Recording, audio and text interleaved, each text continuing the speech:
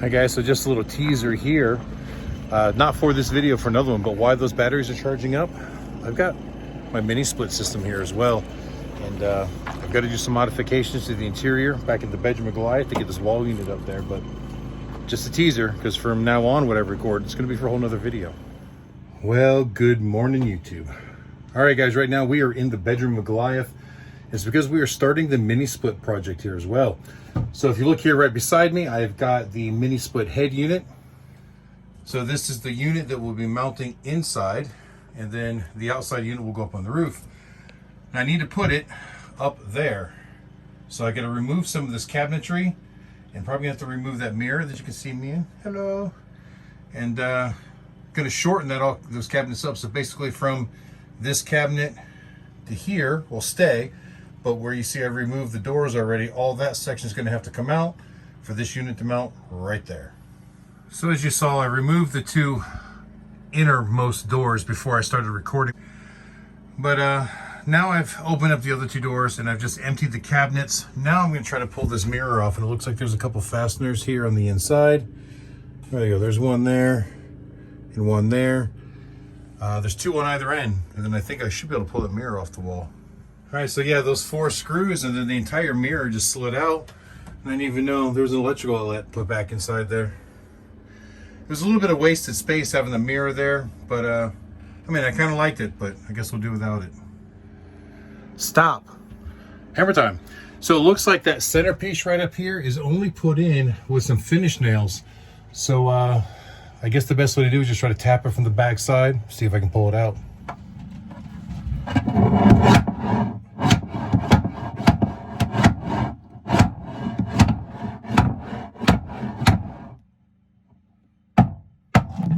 Well, although I tried to get you guys posted up there where you can watch me knock those out with the hammer, you know, it just didn't work. But I was able to get all 3 pieces out without doing any real damage to them, because some of these are going to get reused as we close this back in after we get the unit mounted, or at least know where we're going to get the unit mounted. All right, guys, so the plan is once I do the measurements, decide where I'm going to cut this shelf, I'm going to use the base of the shelf after I pull it out to create new end walls, so that these cabinets can stay on the end.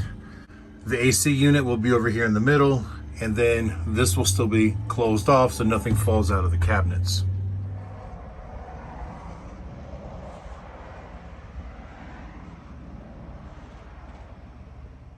All right, guys, we're back in Goliath again. It is the next morning. As you can see, we have the mini split physically installed.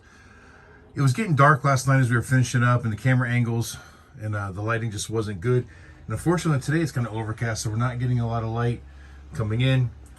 And right now, because I'm working on this battery installation at the same time, I don't have the power hooked up, so we're kind of working in the dark. But here's what we've got so far.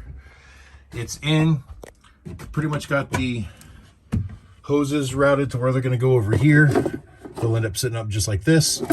So we still need to wrap these. I've got the drain out the back, as you saw in that first clip. Don't worry if the drain's not going to stay dangling like that. I'll cut it shorter and put like a little 90 on it or something to bring it down. But so today's focus is to get all of this tied up and insulated. I'm going to build a wall to go here and over there to close off these cabinets, to finish up the woodwork. I'm going to get a little filler piece to go in there, and then at least the installation of the inside unit will be complete. All right, guys, so what I've done at this point is I've gone inside and I made a cardboard template of the panel that I need to close off those cabinets. And unfortunately, nothing lays out exactly the way I wanted to on the existing wood that I have. And I'm really trying to repurpose what we have rather than going out and buying more wood that's not going to match the stain. You know, I want things to match. You know, if we go and buy new wood, then we're going to have to stain it and mill it and all this other stuff to get it to be just right. So wanting to reuse what's here. And my original plan was to use the shelf bottom, but the way it was glued together, some of it got torn up a little bit. And so I think the best thing is actually for me to use the doors. So they were on like this. I'm going to turn them like this and then put them on the end cap. Take my template, lay it on there, and trace it out. Now, it's not going to fill 100% of the gap. There will be a little bit towards the back of the cabinet that I will still need to make a filler for. But I've got plenty of other stuff like this that I can use to make the filler. So I don't think that'll be a problem, but all in all, it's gonna match and look really good, I think. Well guys, that's kind of the finished look right there. So that's that end on it. I went ahead and just left the handle there. We'd always use it to hang something on. And door closes nicely. It isn't an absolutely 100% perfect finish, but it does the job. We still have the cabinet that's closed. Now on this end, same thing, but I haven't attached it yet because I still got to be able to get to those lines back there to make the connections, and they are right there. So I will screw this one in after all those connections are made. All right guys, so I've got the unit back off of the wall. As you can see right about here, there's a little hole. That's for the drain to go out, and I've tested all that and it works fantastically. And I even went out and bought a few pieces that we're going to make kind of a little gargoyle type drainage system off the back that I think will look better than just having a hose hanging out the back. But now comes the scary part, is I've got to drill a hole for the line set to come through. The way the instructions in this are laid out, they really want you to run the drain, the copper lines, and the communication cable all through the same hole. But because of the way we're putting this in the back of Goliath, I chose not to. I didn't want to put a big hole in the back wall right here and run right where that one is and run all of the lines out that way, because then on the back of Goliath, you would have seen the lines run across the back and then over to the outside unit, which is going to be mounted forward on the roof. So I only drilled the hole big enough for the drain line there. So what I have to do now is, in this section of the roof right here behind my head, but inside that cabinet, I've got to drill a 2.5 inch hole for the lines to go through in the communication cable to the front unit. And this is scary because I'm going through my roof, and not like a little hole, a 2.5 inch hole. And the reason I'm doing that, like I said, is because I don't want the lines out there. This way it'll come up into this bevel on the roof. It'll run across that bevel. It'll be fairly well protected. I will probably put a chase or something over it as well.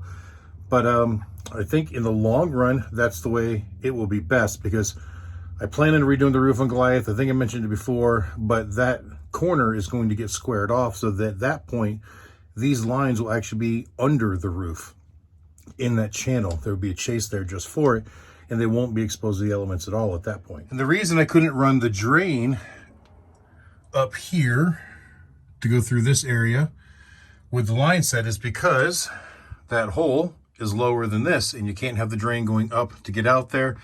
So for that to drain properly and drain out the side, it would have had to run across here through the bedroom.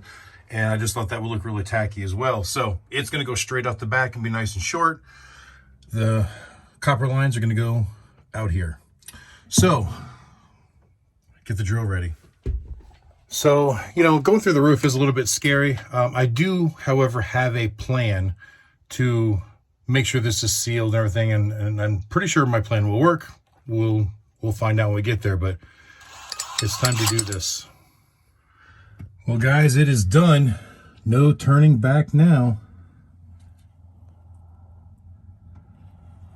Roof is actually a lot thicker than I thought it was. Quite a bit of insulation up there.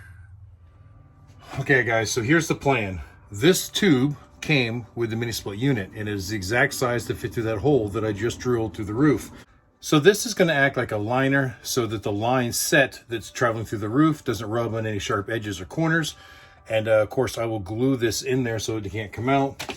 There is also a little trim ring that will then go on the inside of it, and that will just kind of make it look, I don't know, a little bit more finished from inside that hole. Now, once the line set and everything's through, I'm going to fill that hole with great stuff. I got the great stuff for large gaps. So that'll take up all that extra space that's in there. That way any critters and bugs and so on and so forth can't come through. That also adds a little bit of water seal, but not, I don't really trust that much. So on the other side, on the outside where this is sticking through, I'm going to leave a little bit of a reveal on this as well, so I can seal around it really good. And the part that sticks out of the roof will be higher than the rest of the roof. So anything that's running down the roof won't be able to get into it. It'll have to hit this and go around it. And then to top it all off, bought a dryer vent. Now the roof is angled up there, so this will sit up there on an angle, and all the lines and hoses will come out of this. But with it on the angle, when it rains, well, here, let me set this. So it will sit on the roof at an angle approximately like this. That way any downward rainfall hits this and runs off. And then of course the opening here where the lines come out, I will also fill with foam and then probably paint it with a sealant as well. That way no water can get in and down inside the house. All right guys, there we go. Got the scutcheon in place. Now it all looks clean and ready for the piping to come through. So at this point, I need to get the line set and some tools and the ladder and get up on the roof, fish it through from the outside, because it'll be way too hard to fish 25 feet of it through from the inside when we only need about 1.5 feet of it on the inside. So I'm gonna go get that done. All right guys, and here's the view from up on the roof and then down into the bedroom. You can see that with the hole saw, it got a really good tight fit around the rubber roofing. Now when it comes time to seal it, I will scuff all that up really good so the adhesive sealant gets a good bond. But for now, I'm going to trim this back down to probably this line right here. And then we'll start seeing if we can fish the copper through and get it shaped the way we want. And it's going to run all the way along down there and over towards that AC unit somewhere. All right, there you go. It's trimmed back. Now I'm going to unroll this copper, and you got to be really careful in rolling this stuff so you don't kink it. So you want to unroll it very slowly and over a long stretch. And so I'm probably just going to coil it up right over here somewhere and then try to roll it down this way. All right guys, I got the copper unrolled. As you can see, the bundle's way over there. But I did measure inside, and from where my copper ends at the inside AC unit, I need about 26 inches to the hole in the roof. So I'm gonna go ahead and put a piece of tape on here at 26 inches just so I know I don't shove too much in there. And also, in an effort to keep this neat and clean, I also took note inside that my large copper is at the top and my thinner copper is at the bottom in there. So when I feed it through this hole, I want to feed it in a manner that as it comes through and bends, everything lines up and nothing has to twist or get wrapped around. So we're gonna try to feed that in right now. All right guys, so I fed it down in there, just small little tweaks. Because remember, once it gets in through this hole, it's gotta bend and turn this way. So as I got it down in there and just slightly tweaked it a little here and there just to get the curve. Now I'm gonna go inside and check. All right guys, and that's where she's landed. So I think I can make that work. I can fudge that up to there, make those connections, and then tweak it back in the other way. But before I do that, I want to get that dryer vent fished over these lines. All right guys, and with this dryer vent, I'm going to flush mount it so I don't actually need the metal tube coming off of it, the actual dryer vent hose, because it's too big to fit there anyways. And even that white flange, I think I'm going to cut off so that this just sits flat on the roof with a big bead of sealant around it. Should seal pretty good. All right guys, and there we go, nice and flat. So I'm going to fish this through. Then hopefully we can bend that pipe around to lay somewhat flat on this surface. All right guys, not completely secured yet, but that's basically the idea. So this roof is pitched, that keeps this pitched away, and then all this will get secured and tightened down to the roof all the way down.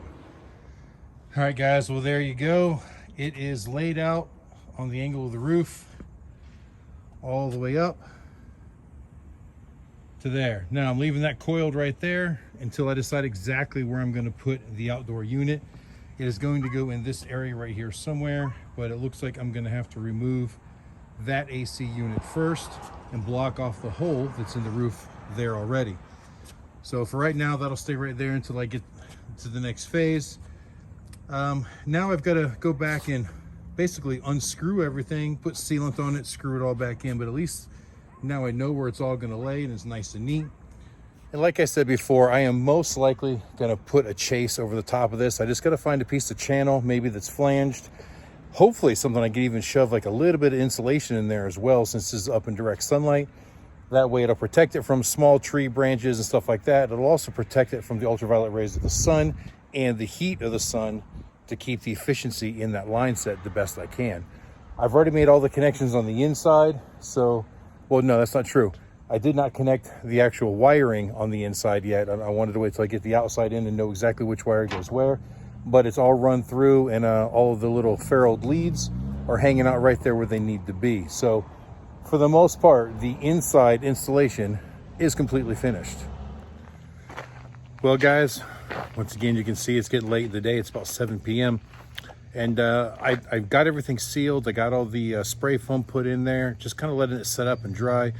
I went back and removed every single screw, put sealant down, screwed it back in. And yeah, I used that 3M 5200 product, just like I used on the trailer roof and everything else that I really want to seal forever.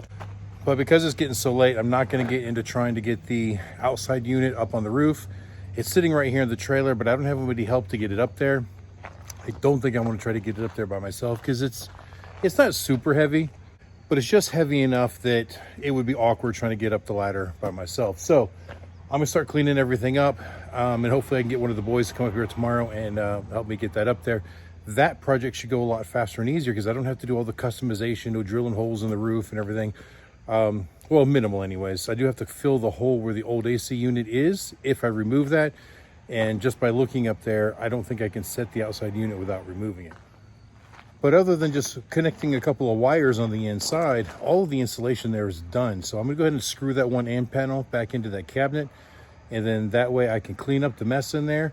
I can put the bed back down. That way Katie can come up tomorrow and make the bed so that when Monday comes and it's time for us to roll out, our living area is good. Even if I don't get the top part finished, you know, I don't have to turn this AC on. I still have the other two for the moment. But it's just a matter of getting that bedroom livable for our next trip to Myrtle Beach on Monday. Well, guys, it is the next morning and look at these skies.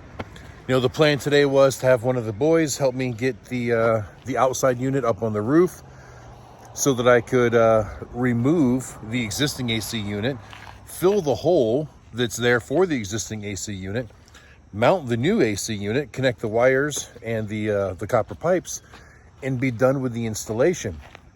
However, I can't take off the existing AC unit and patch a hole in the roof when it's raining out. So we have to leave tomorrow morning to head to Myrtle Beach, which, by the way, the weather forecast is not looking good for Myrtle Beach because there's a hurricane coming up through the Caribbean right now. So that could totally ruin our show, but it is what it is. That's part of the gamble that we do. That's called the vendor life. But anyway, I think I've got enough footage with this first part of doing the inside unit that we're just going to make it a part one. That way I can get this one edited and posted and not take the chance of losing any footage if it takes me a couple weeks before I end up finishing the rest of the install. We'll just do that as a part two. But what I do have to do today is I got to get up there and I at least got to secure that coil of copper and that wire that's up there so that when we drive to Myrtle, it's not just blowing in the wind and flopping around. So we're going to go ahead and do that. And then maybe we'll finish the project in Myrtle, depending on the weather. It's not looking likely though. But I don't know when we will finish that. But we'll finish it. And as soon as I do, you guys will be the first to know. All right, guys. So we're going to end this one right here. So thank you for watching. I hope you enjoyed it. And until the next time I see you, keep those engines running. And for those of you that are coming to Myrtle, look forward to seeing you there.